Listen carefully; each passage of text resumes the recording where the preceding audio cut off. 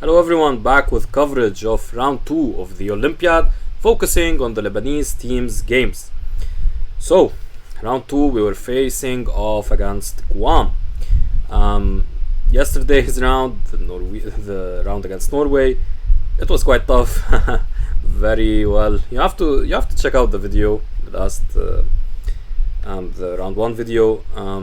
Yeah, it was quite disappointing actually, but yeah. So we were facing off against Guam. We actually quite heavily outrated the Guamanian team. But yeah, it wasn't going to be a tough. It wasn't going to be an easy task. And yeah, let's see what happened. Oh, and by the way, on board 4 we didn't outrate them. We were outrated by a single rating point. So you have to check out the board 4 game as well. Yeah, so let's start off. We had Elmer Prudente facing off against our champion Amro Jawich. So here we get to see a Sicilian, a classical variation by Amro, and now f3. Not my favorite move. It's a bit of a rare move and has been tried before, but against the classical Sicilian as opposed to like other Sicilians, I don't really like it, to be honest. It just allows the line Amro played, which is quite good for black.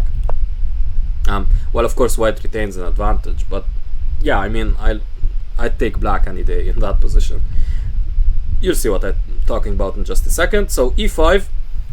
Whoa. Okay, so I kind of maybe revealed the game result there.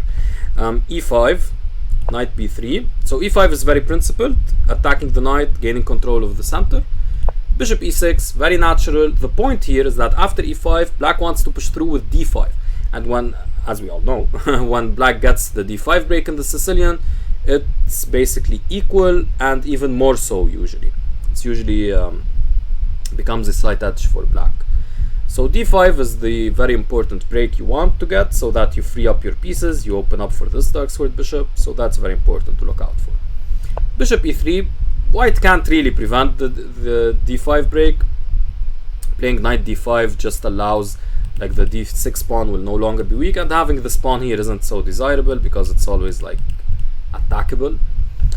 So you don't want to do that. Bishop e3 is still fine, and you can see here, for example, if black tries d5 immediately, it's a good move, it's fine.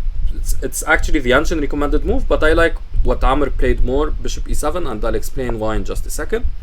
The reason here is that d5 just liquidates too many pieces and liquidates the position too much. So here knight takes d5, basically forced, takes, and queen takes.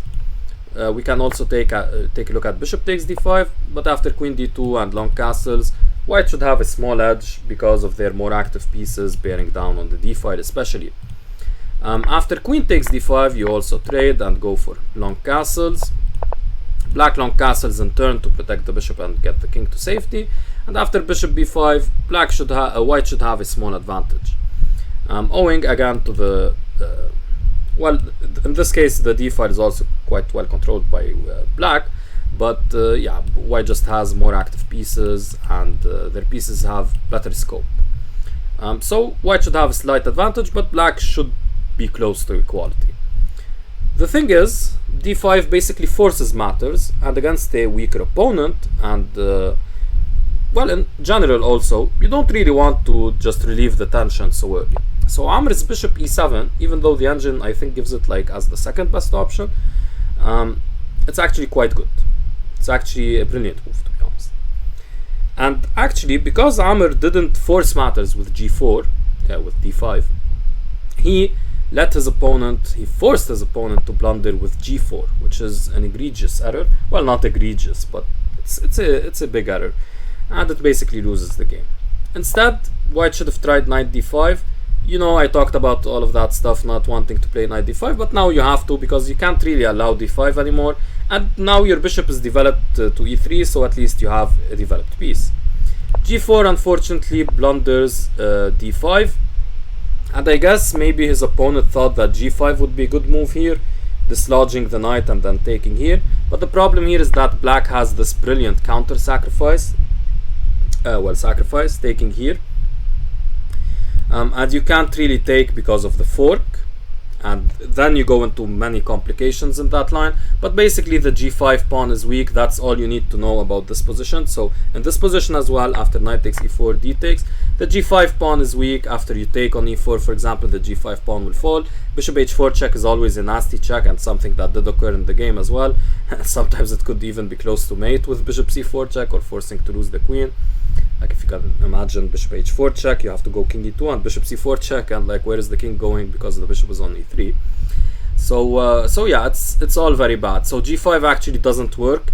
Again, all you need to know here is that the g5 pawn becomes weak in the complications, and the pieces get traded. Basically, you lose this knight, but you lose one of these pieces due to the fork.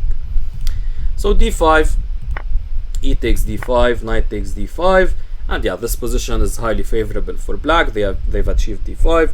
Their king can go to safety while this king and yeah, you can also imagine positions where the check occurs. Queen f6, rook d8 bearing down here, and this is basically what happened in the game. So here, for better or worse, white had to try to go for knight takes d5. And after bishop h4 check, go bishop f2, takes, and now king g3 stopping queen h4 check, which would be a nasty and annoying check. And in this position, white is doing way worse, of course, but at least they can maybe try to hold and play on. Instead, what black played with bishop f2 basically just hands over the game because of bishop b4, which here further attacks c3. So let's say you try to defend c3 with queen d2. Now comes the brilliant queen f6, paving way for rook d8 and attacking this pawn and threatening e4 perhaps. So white tries just to defend the pawn, but now comes rook d8, and yeah, you can imagine that this game won't be lasting for long. Unfortunately, Amr did not find this move and played bishop h4, which is still quite good, but after knight takes d5, you again go into a very similar line as in this one, the one we looked at here. So knight takes d5 also would have at least allowed the white to have some defensive chances. Yeah, so knight e4 now. Yeah, so that basically turns out to be a blunder because of the following continuation, takes, and you can't really take here because you allow knight e3 and all of that stuff. So we took here, queen h4 check, and now knight g3. Again, knight e3 is a threat, you can't really go queen g2, that would be a fork. And yeah, here the game is just over. White's king will never be safe, while black's pieces are swarming in. And yeah, actually here the game ended in a funny way. Knight f6, queen d3, and taking here, and you can't really recapture because of this. And here he played king e2. I guess this may be a DGT error, probably a DGT error. So yeah, very nice game by Amr. Let's check out, so 1-0 for the Lebanese team. Let's check out this game by Faisal. So e4, knight c6, already his opponent is playing a kind of weird opening, the Nimzovich defense. Very rare guest. And here they go for one of the main lines, d4. Now Faisal is playing principally by pushing d4 and going for this d5 just to punish black for getting the knight out so early. So e5 is one of the most common moves here, or one of the two common moves. d5 is also played but goes into basically another kind of structure. e5, d5, knight e7, knight f3 attacking the pawn, knight g6 defending and allowing the pieces to develop, h4 aiming to dislodge the knight so that knight takes e5 becomes possible, h5 stopping h4, bishop g5, a very very smart move, and this is actually top level theory, and good job for Faisal for knowing about this. Not many people know about this move in this position. Yeah, so bishop g5 is extremely strong because like for example after bishop e7 the move is d6 and you completely wreck white's black's pawn structure and get a very powerful initiative. And after knight f6, which was played in the game, you play bishop e2 and play a slow game with knight fd2 and stuff like that. And after f6 you can just retreat and be happy that you forced this weakness. So bishop g5 is a very very good move. And yeah, otherwise the queen would be lost. And knight g e7 I don't think we need to discuss. You have at least d6 among other like immediate or long-term refutations. So knight f6, bishop e2 as we mentioned, and now b6. A bit of a strange move. Like, are they trying to play for this? It's way too slow, especially after like white is so well developed while your pieces are so cramped here. So black can't afford this luxury. Black needs to break through immediately with c6, which would allow knight fd2. Well, not really allow, but white would proceed with knight fd2. And again, note, of course, this isn't hanging because of the pin. And yeah, as I mentioned, you can play some of this stuff or this immediately and go for knight c4. And yeah, so here white should have a big advantage or reasonable advantage, but it shouldn't be even close to lost for black. Bishop c5 is also possible with the idea of just developing the bishop outside of the pawn chain and attacking f2. Instead he went for b6, which is and g3. Wow. g3 as a reaction by Faisal was very good, stopping any of these knight f4 shenanigans. And this is an idea you should be well aware of in this opening. It's very common and very important to play it quickly. So queen e7 trying to develop, but Faisal plays knight fd2. I'm sorry about the mouse, guys. So knight fd2, and yeah, this is again a common maneuver in this opening. And yeah, we'll see why this is such a smart move, because after queen b4, knight c3 comes. So queen b4, knight c3. And yeah, so it turns out that you can't really take on b2, and if you can't do that, then what's your queen doing coming from e7 to b4? Looks kind of silly. So here black played a6, and this is basically losing. I can't recommend much else because everything is losing here. Let's take a look at an even more losing move than a6, which is queen takes b2. The problem here is that after knight b5, note that of course the knight is protected, you're threatening this big fork. So king d8 to protect c7, and now comes rook b1 attacking the queen. Queen takes a2, bishop c4 gaining a further tempo on the queen. And now let's say queen a5, you go rook a1, queen b4, c3, queen e7, d6, and bishop d5. Brilliant move, making use of the pin, attacking here. And if here, like, you can take or do or take with the rook or whatever, I mean everything is winning then. So yeah, this is a completely dominant position. All you need to do here is just keep attacking the queen with tempo. It's quite simple. So just keep attacking the queen with tempo and you get a really good position. Same can be said about queen a6. You play d6, not attacking the queen this time. Well, kind of, maybe with I think c7, but yeah, mostly attacking the c7 square. C takes d6, and now castles. A very good move, because now there isn't really a good way to prevent all of white's threats, most of which have to do with knight takes d6. You could immediately take bishop takes f7 and win a pawn, but why not just castle, since black has no way of developing their pieces anytime soon. So going back here, the game continuation was a6 and not queen takes b2, but that's also losing because after a3 again you can't really take on b2 against so after a3 queen e7, bishop takes h5. Yeah, very nice move here. At the point, of course, you can't take here because of this, and if you take with the rook, you take here first and then pick up the rook.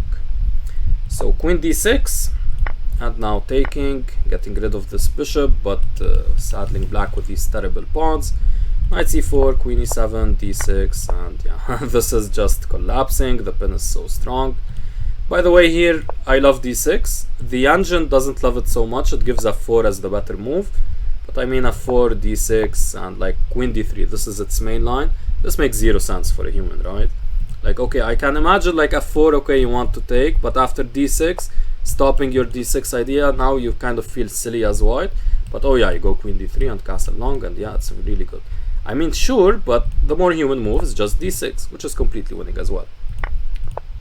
So knight d5, queen d8, takes a pawn. The rook comes here, and now you do give up your knight for this light squared bishop, but you have it's all about the pieces that, like, okay, this is actually a very important educational point.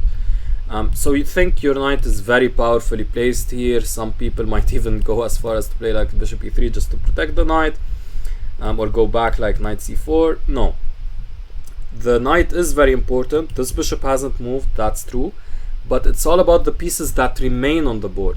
So if you take off this bishop, what's left is what? This knight and this bishop. This bishop, is this really a bishop? Is this even a piece? This is trash.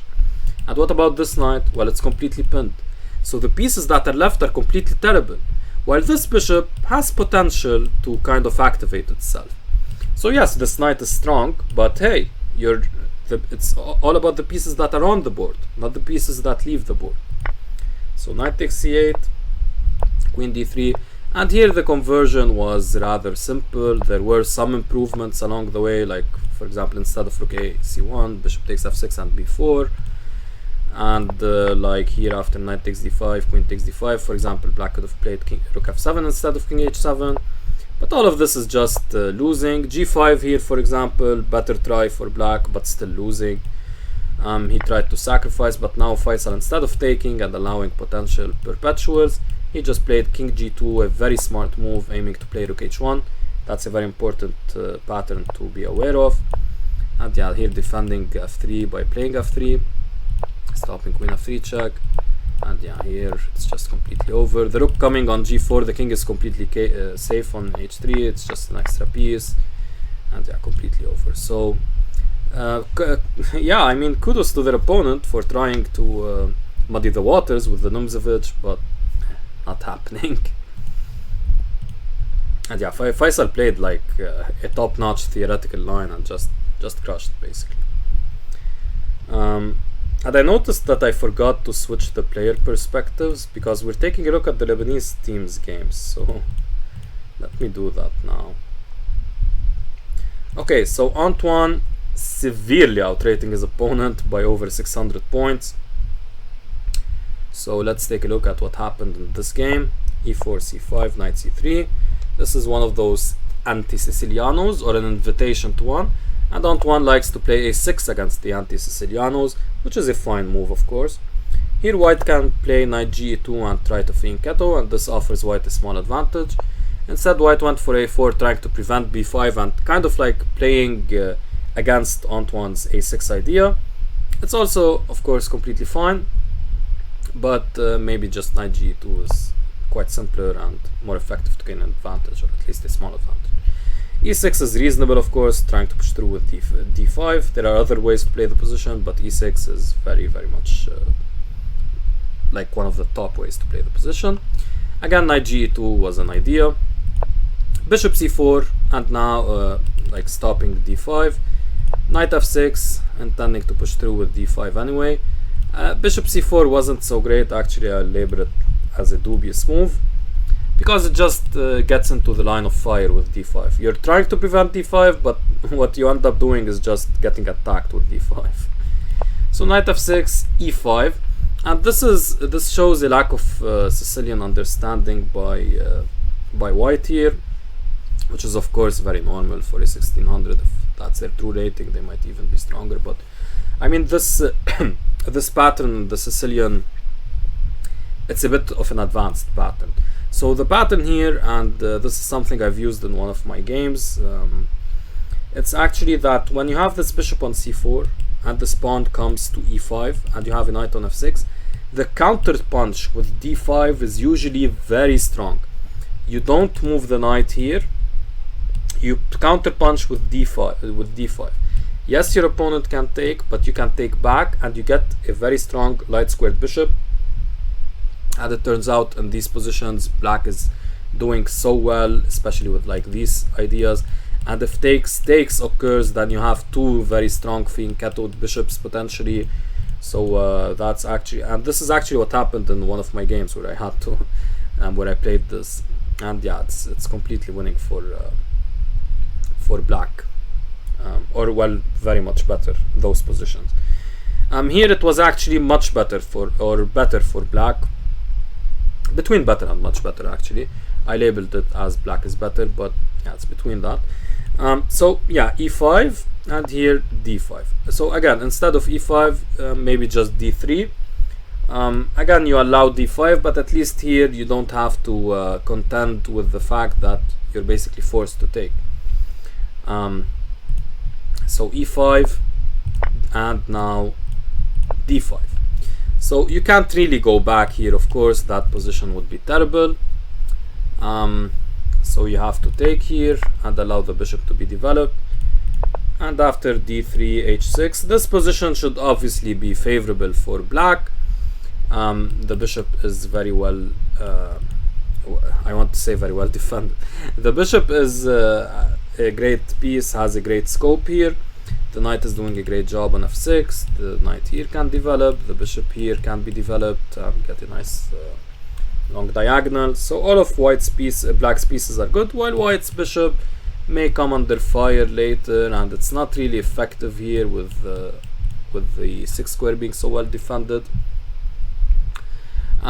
So here Antoine played h6, which maybe wasn't the best move, because yes, you're preventing bishop g5, but perhaps simple development with knight c6 and maybe like even knight e5, that could have been better. Okay, instead h6, knight f3, and now castles. Okay, it turns out that Antoine also missed on 2 consecutive moves. The move here, b6, a great move aiming to develop the bishop as such. And yeah, this would have been a bit more powerful, but of course castling can't be too wrong. I labeled that as a mistake because b6 is such a strong move, but it can't be too wrong, of course. Black castles, white castles back, but it turns out that actually, oh yeah, castles is like reasonable and all of that, but it turns out in this position there's a brilliant move, a Shirov-esque move, g4. Yes. So why black here castled too soon? White doesn't need to follow up with castling and copycat black. They can push through with g4, aiming to go g5 and completely blast open white's king, black's king. If knight takes g4, of course, this no way works because of rook g1, h3, and bishop takes h6, and the rook bearing down on this file. This is very, very bad for black. It's like white is better and probably even winning. Here black should try d5 with the idea, of course, of always like you can take on h2, so the pawn isn't really lost. Yeah, so knight d5, and now knight e4 is the best move, aiming to go for queen e2, rook g1, bishop d2, maybe long castles. Try to go for an attack that way and further control these important dark squares. And here, yeah, white should have a slight advantage. Probably in a practical game I'd hate to play black, especially because like this position is so unfamiliar. It's difficult to find moves for black. Like it's very difficult to defend this position as black because it's completely non-standard, and especially against like someone you outrate so heavily, you don't want to go into this position. You'd be under psychological pressure as well. Then again, they might not conduct the attack the best way possible, so okay, anyway, so castles, knight c6. Again, b6 was a try, a better try, but knight c6 is fine. Now white goes for knight e4, and what follows is a series of very reasonable moves by both sides, so I didn't really take I didn't toil away trying to find ever so slight improvements. All of this is fine for both sides, very reasonable play, developing pieces and all of that. But now this move is a bit weak because it allows black to start gaining the initiative after taking and like getting the bishop here and the bishop here and rook takes a8, all of that stuff. We'll see what happened in the game. Instead, just keeping the tension with rook fd1, that would have been better. But hey, we know that keeping the tension isn't so easy, especially if you're facing off against a strong player.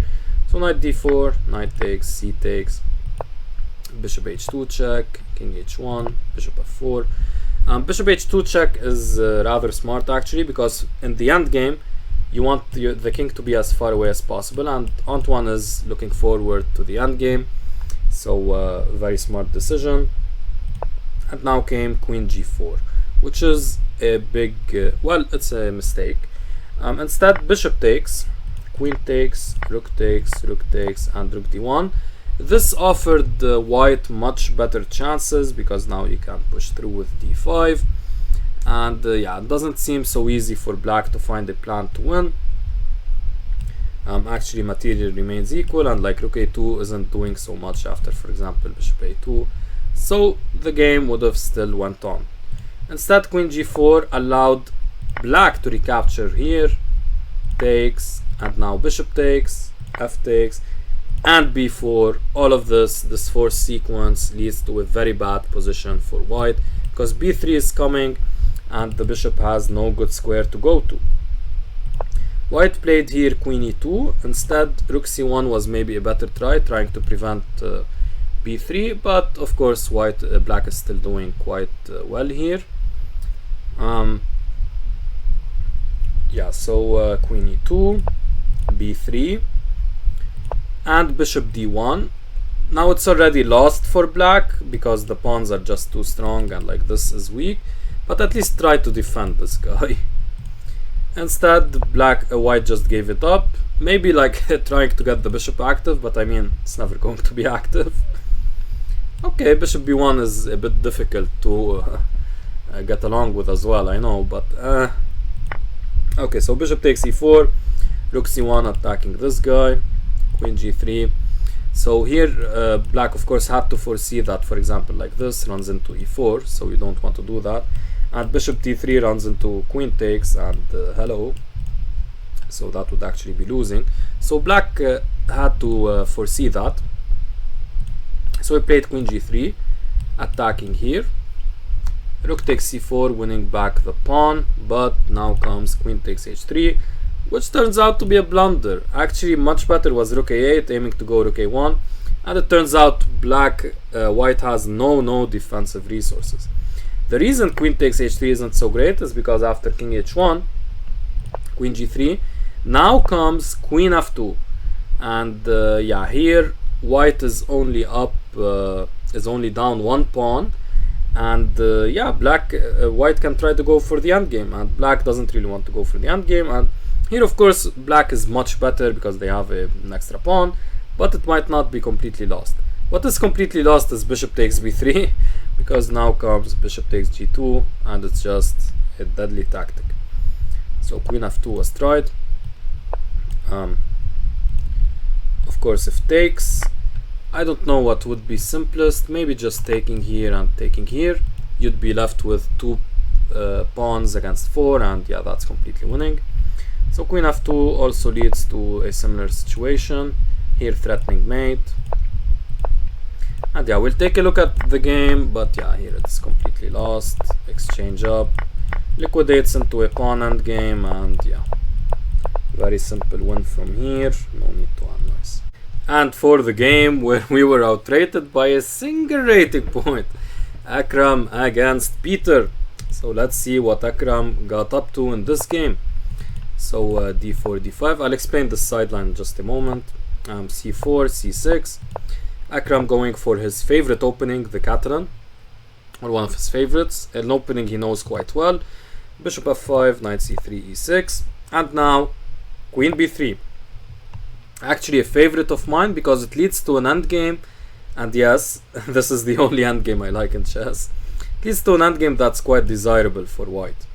The more common and popular and top level move is knight h4, but it's a very complicated line, and it makes sense of course to try to win the bishop, but yeah, it's a very complicated line, we won't delve into it. Queen b3 is much simpler, queen b6 is basically forced, and now you go into this endgame. c5 takes, bishop e7, b4, a6, and here bishop f4. So the point of b4 of course is to go b5, so a6 prevents that. And here, while you can go b5 still, because after takes, knight takes, you can't take back because of the pin, you don't do that, and that's why I have this sideline here to explain why you don't do that. So let's take a look at this sideline. So the Benoni, we're going into the London system, but I go into it from the Benoni move order because that's what I play. Again, going too quickly. Ugh, this mouse. Knight f6, knight f3, queen b6, queen b3, c4, queen takes, a takes, a3, b5. So just the same position with colors reversed. But here in this position, actually, you'd love to play b4, and you do that, because after taking, knight takes, of course this isn't possible. But why do you like to do that? Because taking, knight takes, here, knight takes, you have the fork, of course, that's a nasty threat, and white can't castle. So that's why you do that in the London, or against the London, as black. So why is castling important? Well, let's see what happens in the white line if you do play b5 now. After c takes, knight takes, castles. Now there's this draw with knight c7, and again you can't take because of this, and you just repeat. And if you try to play on with knight c3, so knight takes b5, castles, knight c3, just going back because knight c7 isn't going to do much. So if you try to play on here, now comes the very strong knight c6. And the point here is that the b4 square is firmly under black's control. e5 is coming, after which c5 would be very weak, and here white is basically, well, collapsing. So b5 is never a desirable idea in this structure, while in that London line it is. So a very, very key difference, and if you know both lines and can think well about the positions, you'll be able to relate them as such. And yeah, it's quite beautiful to be able to relate these positions like that. So don't play b5 in this Catalan pawn structure, in this endgame Catalan line. Here you go bishop f4 as Akram did, castles, and now bishop g2. A very natural move, but it turns out there's a bit of a problem with it, which is actually bishop g2. What's the main problem? Yeah, the main problem was h6 from what I remember, and g5. Let's make sure. Yeah, it's h6. Yeah, and you get g5, and this is a problem in the other line. I don't know, I forgot to include it, so let's put it h6, and yeah, black is slightly better. Instead, white should have tried h3 with the idea of going h4 and then following up with bishop g2 and knight d2 and all of those normal ideas. Instead, bishop g2, but black also didn't find h6 and played knight h5, and Akram went for the very good bishop e3. Seems weird blocking the pawn like this, but it's important also to defend the center, not going to d2, which is not doing anything, of course. Knight d7, standard developing move. Knight d2, perhaps not the best option. Maybe here you had the option to play h3, or yeah, probably h3 was the best move. Again, I forgot to include that. And here I believe white should be slightly better. So knight d7, and now knight d2, a bit of a bad move because of g5, which is a very difficult move to find, but if you know about it, so e5 was played, which isn't the best move, but yeah, if you know about it, g5 is a really strong move.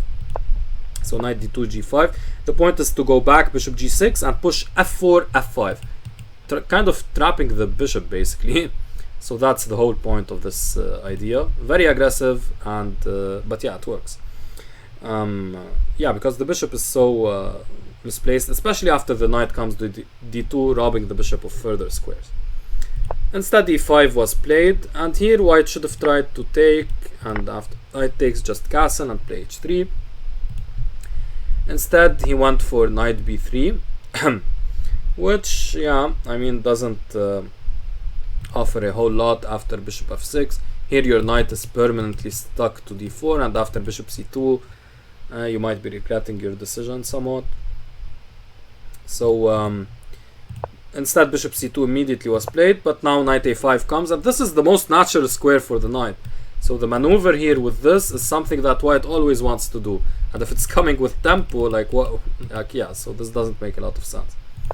Rook a b8, bishop h3, an interesting move attacking d7, takes, bishop takes, and now bishop f6, which turns out to be a big blunder. The reason is not e3, which was played in the game, which is a reasonable move, but bishop takes d7. You'd think, hey, why am I giving up the bishop pair like that? Well, you have king d2, bishop g6, and now the brilliant bishop takes c6. So as Akram actually told me, he told me that I should mention in this video that in these structures in the Catalan, in this line in particular in the Catalan, it's always important for white to look out for piece sacrifices, because the pawns are so advanced on b4 and c5. I'm taking a look at possible piece sacrifices such as this bishop takes c6 sacrifice and knight takes b7, which actually did occur in the game. Remember, knight takes b7 and sometimes knight takes c6. All of these piece sacrifices need to be looked at, because you sacrifice a piece but get a lot of pawns, advanced pawns on the queen side, which will win the game. So let's take a look at this line a bit further. Takes, takes, and now if black takes here, which is basically forced, you take here, attack the develop a piece with tempo by attacking the bishop and take on a6, and of course b4 can't be captured due to the back rank mate, and here white should have a very big advantage, probably even technically winning. So e3 instead was tried, and now knight e5, a good move, threatening this fork. King d2, attacking the bishop, and now bishop e4. A very strange decision to trade off this bishop and leave white with this very strong bishop. I don't quite understand it, to be honest. Bishop g6 made a lot of more sense, aiming to threaten check. Bishop takes e5, bishop takes e5 here, just basically is a draw, or well, it's an equal position.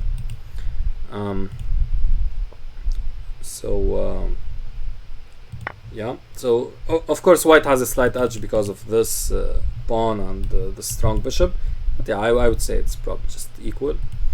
And instead of bishop g2 trying to defend against knight f3, then comes knight d3, and there's a fork on b4 and f2, and there are a lot of complications in this line, but yeah, suffice to say that it's basically drawn rather than equal even. It's almost a forced draw.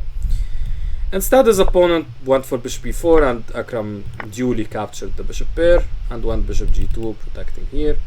Now, you'd think this is counter sacking the bishop pair, but it's not really, because after takes takes, you're going, like, the pawn on f3 will eventually be won, and that's not so desirable. So instead, his opponent went for for knight d3, attacking b2, x-raying b2, and here Akram went for rook hf1, preparing f3. I don't get why he didn't play f3 immediately, because then the threat would have been quite powerful. The point here is that after takes, you don't even need to take back. Instead, you take back here, and you're attacking two pieces at once. Akram might have been afraid of like knight takes b2, but then you just take here, and again like bishop f3 is coming, and yeah, that would be a great position for white.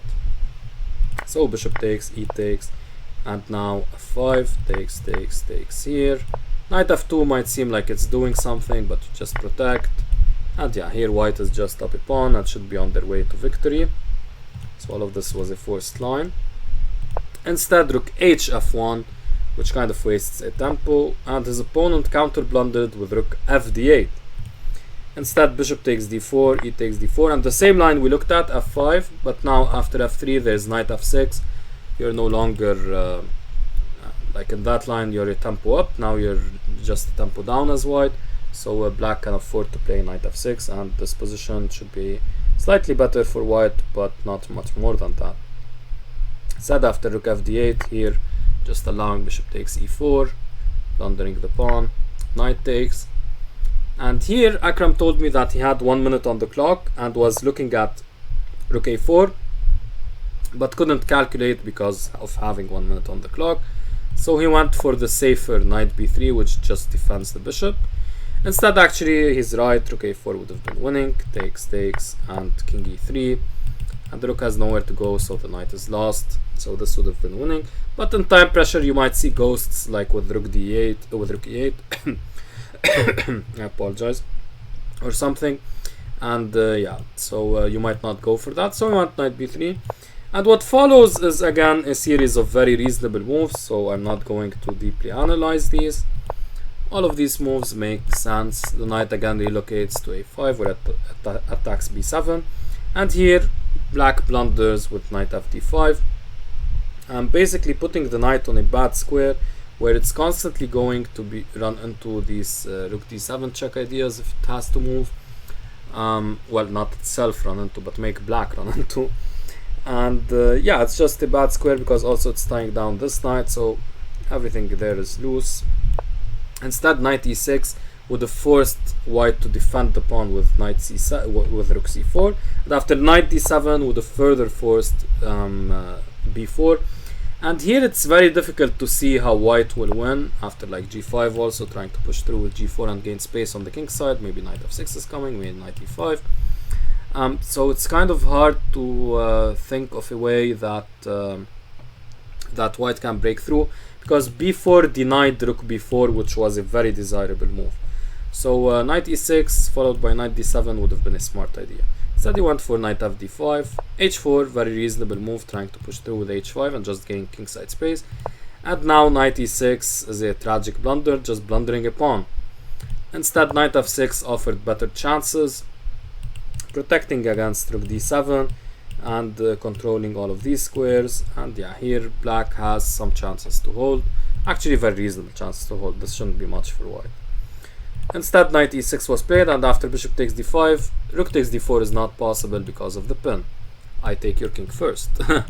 So maybe his opponent missed that, so c takes d5, rook takes d5, and now rook d8 was the final blunder of the game, going into a losing knight endgame, which is quite weird to be honest, because I mean, on the one hand I get that the rook is very passive, so you might want to trade, but also on the other hand, after taking, Botvinnik says knight endgames are like king at pawn endgames, and while that rule has actually quite a few exceptions, in this case I don't think there are any exceptions, because the king can just come here and you're up a pawn, and that should be an easy conversion, and this is what happened in the game.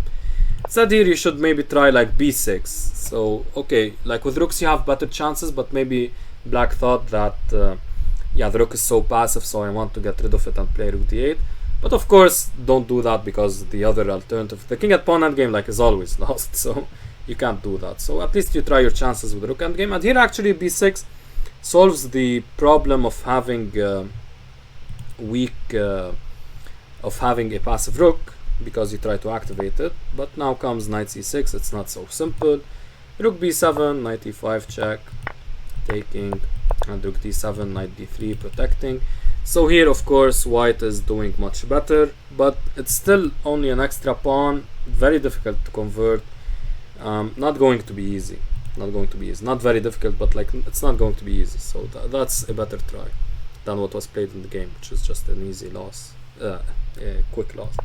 Rook c8 is also an alternative, seemingly attacking the knight, but now knight e5, and you just take here, and you're well up even one more pawn than is usual in this line. So rook d8 was played, and now let's see the brilliant conversion technique by Dr. 1000 IQ. King coming in, b3, going for the zugzwang. King comes in even further, again f3, these slow moves just forcing black to commit to bad decisions. And now after king d7 you get to see one of those sacrifices for the advanced pawns. Knight takes b7, and now c6 check, king c7, takes, g4, playing slowly on the king side, no need to run here and get into a race. King b6, e4, and yeah, this pawn is going to queen. Very simple conversion. So beautifully played game by Akram. So we 4-0'd the Guamanian team. Very impressive result. Of course we outrated them, but hey, Akram didn't outrate his opponent. And the other games, like the upsets do happen all the time, so they weren't necessarily going to be easy. So very impressive result by the Lebanese team. Congrats, and yeah, let's hope for round 3 we'll play even better against stronger teams. And yeah, thanks for watching, guys. And well, let's hope for top 50, right? Yeah, let's hope for that. All right, guys. With that, take care.